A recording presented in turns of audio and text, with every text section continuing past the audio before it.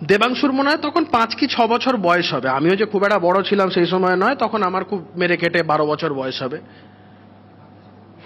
12 বছর কি 14 বছর বয়স হবে, দেবাংশুর 6 কি 8 বছর বয়স হবে, আমি যে ভুল না করি। মমতা বন্দ্যোপাধ্যায় পার্লামেন্টের মধ্যে দাঁড়িয়ে, তখন লোকসভার ডেপুটি স্পিকারের নাম ছিল চরণজিৎ সিং আটওয়াল, অত্যন্ত ভদ্র একজন মানুষ, পাঞ্জাবের একটা সময় স্পিকার ছিলেন, খুব ভদ্র একজন মানুষ।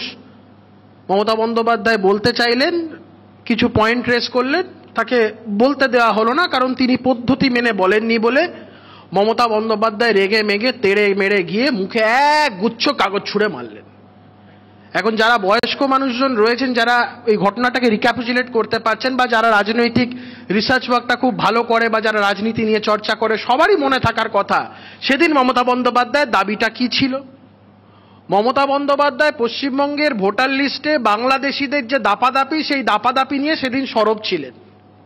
মমতা বন্দ্যোপাধ্যায় সেদিন দাঁড়িয়ে, মমতা বন্দ্যোপাধ্যায় সেই মমতা বন্দ্যোপাধ্যায়ের স্ট্যান্ডের সাথে আজকে দেবাংশুদের স্ট্যান্ডের মিল নেই, স্বয়ং মমতা বন্দ্যোপাধ্যায়ের নিজের স্ট্যান্ডের সাথে নিজে মিল নেই, কেমন যেন এটা গুলিয়ে যাচ্ছে বিষয়গুলো।